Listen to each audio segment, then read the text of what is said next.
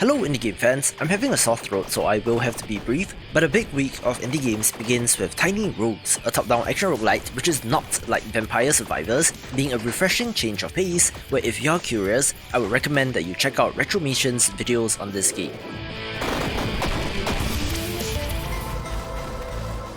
I've mentioned Beacon Pines a number of times on the channel, where this narrative choose-your-own adventure game looks awesome, with an interesting way to represent your choices. Wait, no, that's not how this is supposed to end. There has to be another way. We just need to find it.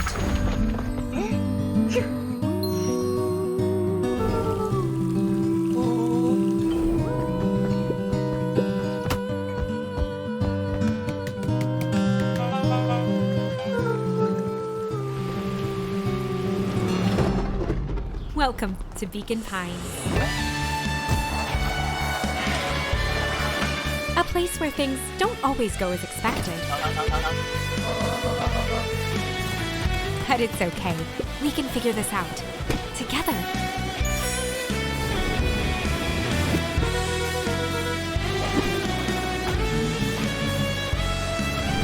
I don't yet know how this story ends. But I do know one thing. This is a story about change.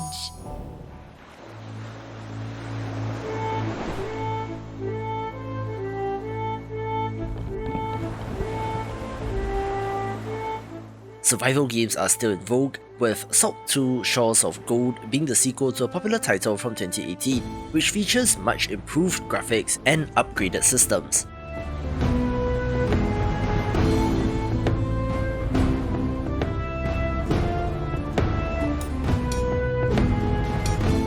If you couldn't already tell, this is pirate themed, where you're sailing the high seas in search of plunder and treasure, with, interestingly, an infinite procedurally generated world for plenty of replayability.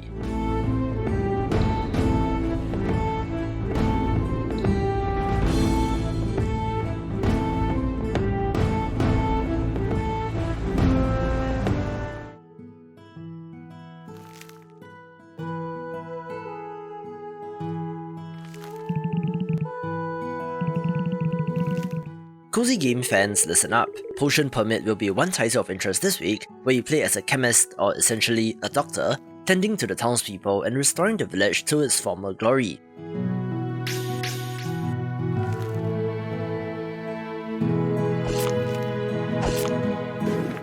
There are combat and resource gathering elements so that you can brew various potions and cures, all wrapped up with great pixel art.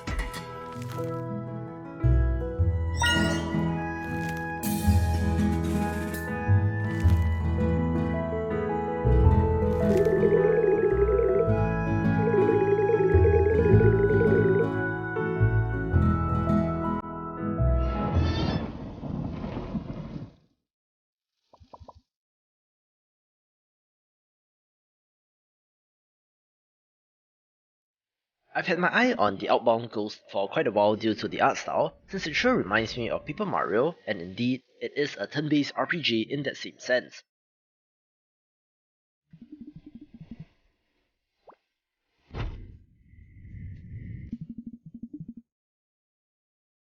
You are, however, trapped in purgatory, having to help ghosts move on into the afterlife, where I love this description from the developer which says, "Discover that life can be tough even when you're dead."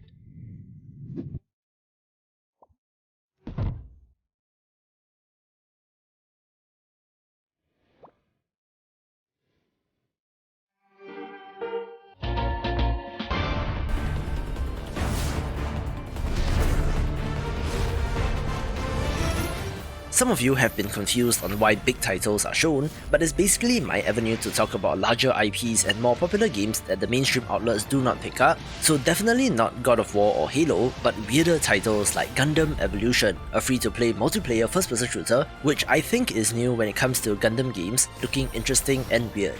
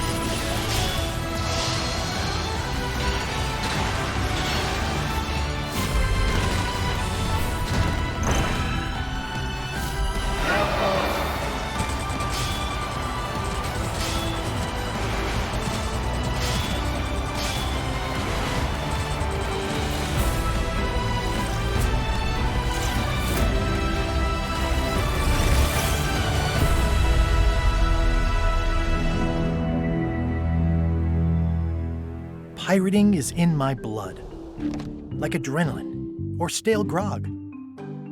I've been in enough scraps to fill a dozen scrapbooks. I've got stories about ships, fights, love, treasure, betrayal, and root beer. But how about one that has all of the above? My name is Guybrush Threepwood, and this is a story about the time I finally found the secret of Monkey Island. One huge release this week that I don't quite know where to put is Return to Monkey Island, one that has a lot of history since it dates back to the LucasArts adventure game The Secret of Monkey Island from 1990, but is from a relatively small team, but also has the backing of Devolver as well, so I thought it would be apt to place it here. This team is headed up by the original creator Ron Gilbert, where the title is set after the events of the second game, despite there being 6 games so far, and looks to be as classic as can be for the point-and-click genre.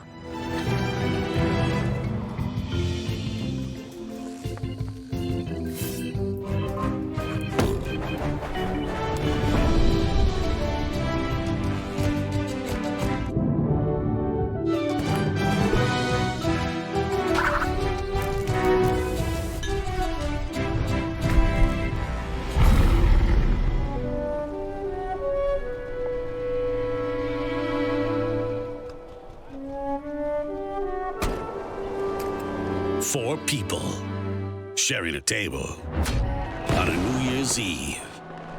A plate full of troubling memories.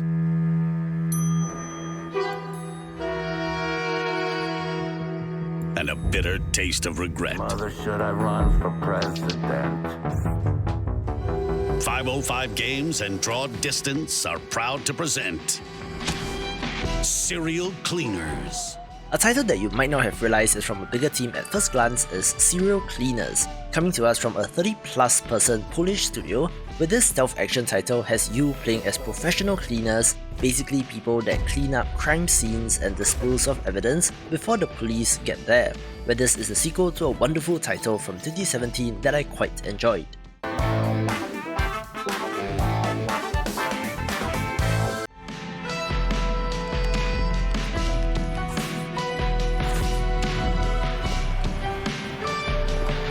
A story of loyalty, betrayal, and crime. Lots of crime. The past they share is all that stands in the way of redemption. If you remember the 90s differently, their dirty work is the reason why.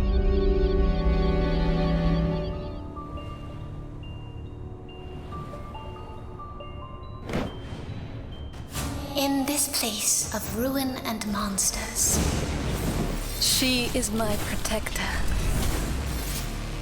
she is my knight. She is my sister.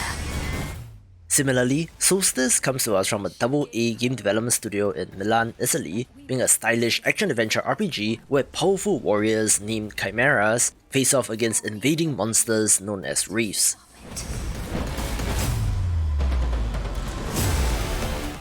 To create a chimera, however, requires the bonding of two humans, one of which is turned into a ghost, where a pair of sisters were chosen in the case of our main characters, with an awesome grimdark world and great looking action.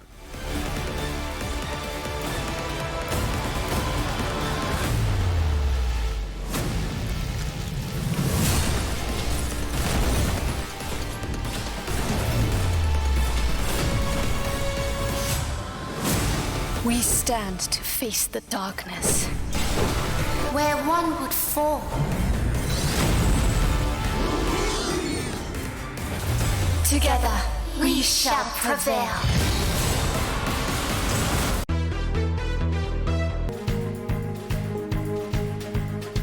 Smaller games begin with Camped Out, a local multiplayer co-op title that has you setting up a camp looking very much like Overcooked.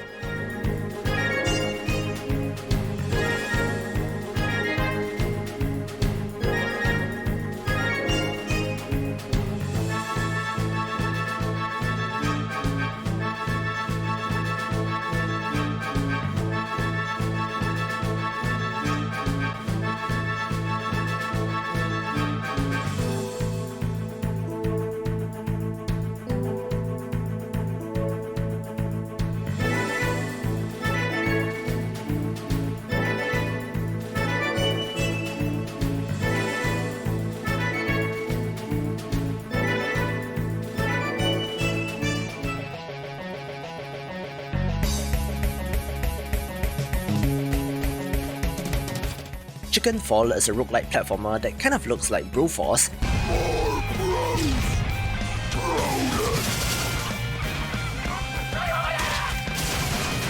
but where you're able to summon reinforcements and lead a whole bunch of units, looking very tense.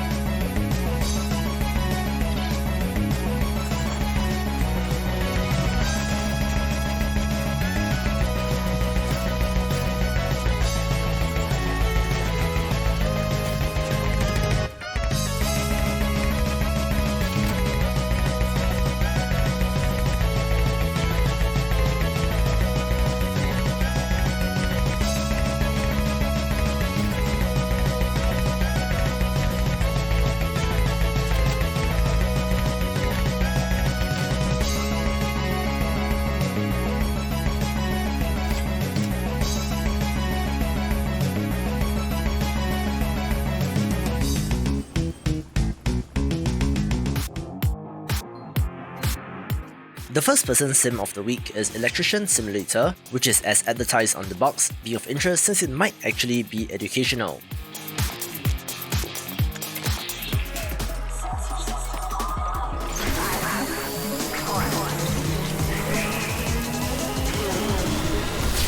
A neat-looking futuristic high-speed racer is FLASHOUT 3, which seems to be highly anticipated in its own right, where there are weapons and combat elements they can use to take out your competitors.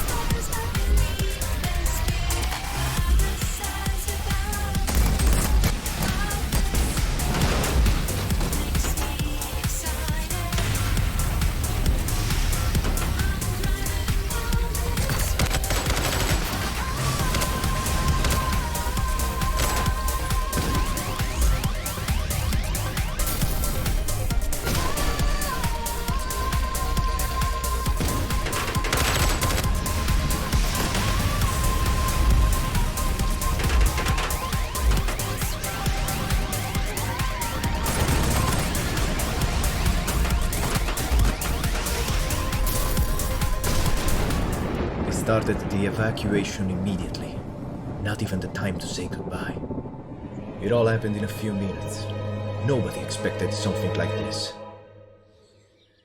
It's been 2 weeks since the first meteorite hit the Earth. But it feels more like it's been 2 years. I still dream that every night. Remoteness sure looks like Half-Life 2 to me, a narrative first-person shooter that is a nice change from the multiplayer-focused entries these days.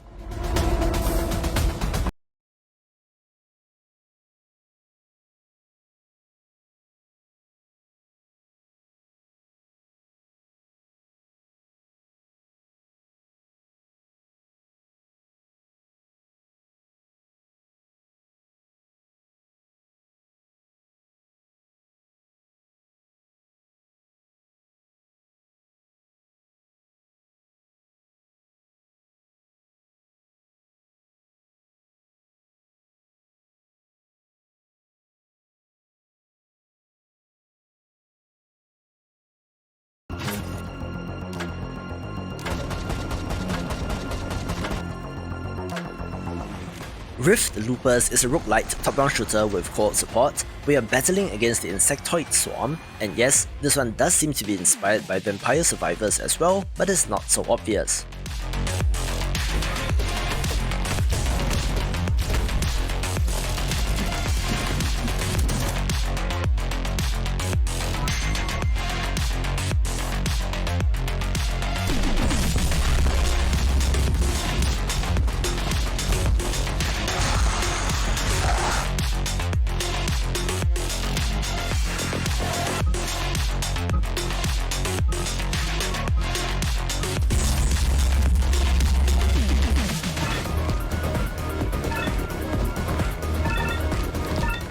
On the other hand, Rogue Genesia is very explicitly inspired by Vampire Survivors but does have an interesting visual style.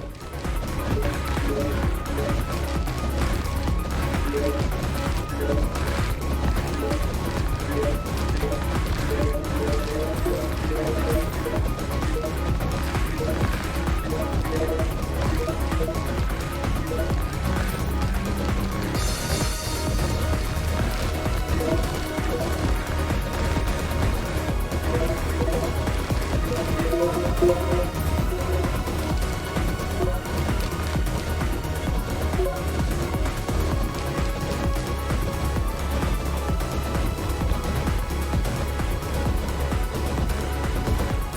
devious alien leaders try to stop it, but the rebellion is off and running. Here comes the Squad!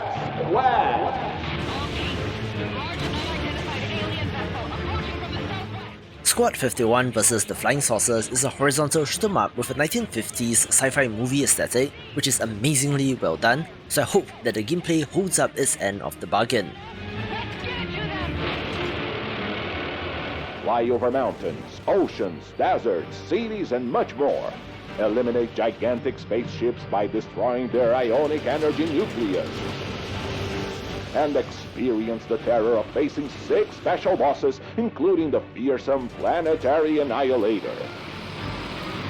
All of it through a new dimension in scientific accurate gameplay. There's nowhere to run anymore. The best we can do is keep out of sight. With cutscenes so realistic you won't believe it until you play it. They're coming! Yes, they are, in an incredible journey of pure excitement, with full stereophonic sound and astonishing graphics presented in Lumiscope. I just love the peace here. I guess that's why I've never moved anywhere else. Honeybee, I'm so glad you came here. Me too. How can I help out around here? Not sure if I'm a handy Terra, but I'll try for us. Wylde Flowers looks like a great farming sim title where you're attempting to become a witch, farming by day and casting spells at night, where it self-describes as a cottagecore game, where I know at least 2 of you in the comments that would be very into this. Welcome! I'll get started fixing up that old barn right away. Hello? Grandma? So you think your intuition was right then? Go on down to the basement. You'll understand everything. I saw that spark of magic in your eyes the first time I held you. Well, here goes nothing.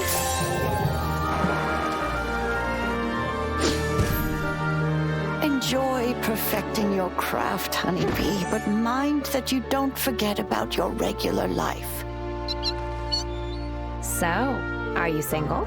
There may already be a few interested parties. And who is this beautiful creature I see? Would you like to have dinner with me sometime?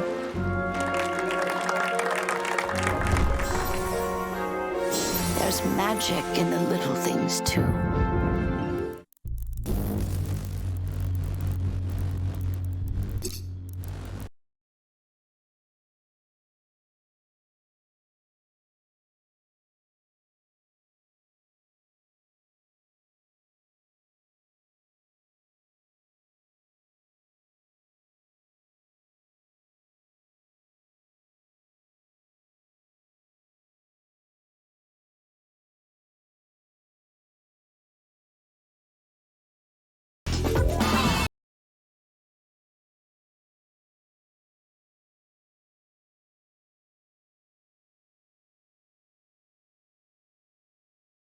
As well, so you don't need to worry if you don't have friends, where the spider things like swinging around and the addition of guns makes this even better.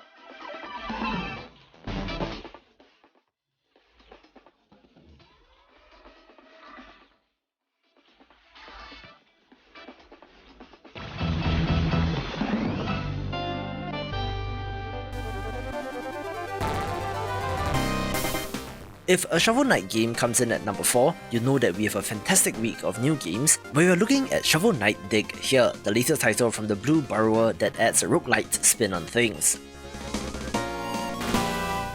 You are digging underground pursuing new bosses, all in an effort to prevent the land from collapsing, where it is Shovel Knight after all, so of course I'm in.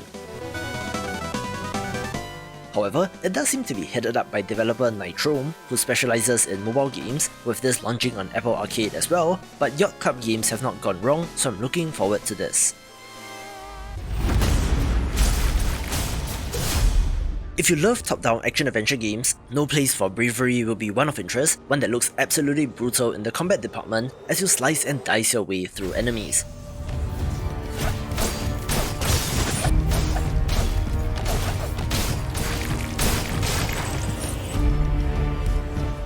It is set in a very grim world filled with blood and gore, where a grizzled warrior journeys to search for his daughter and to make his family whole again.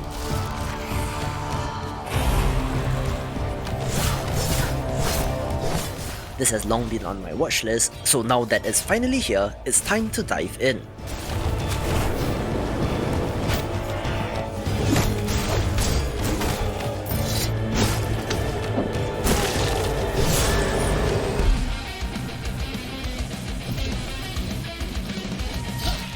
Speaking of long in development action-adventure games, There Is No Light also got a release date, quite abruptly might I add, which in many ways is similar to the previous title. Our protagonist is battling through the grimdark world in pursuit of his newborn child, who was taken away as sacrifice by a new god known as the Great Hand.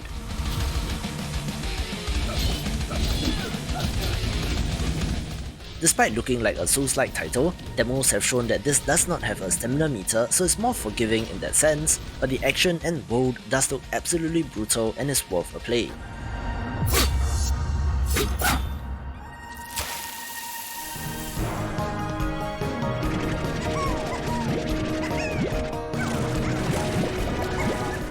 Changing gears very abruptly from the previous two entries is Slime Rancher 2, the sequel to one of my favourite indie games of all time, so of course I'm down for this, looking to be bigger and better in all the right ways, so my guess is that once it hits 1.0, it will replace the original in this list of the best relaxing games.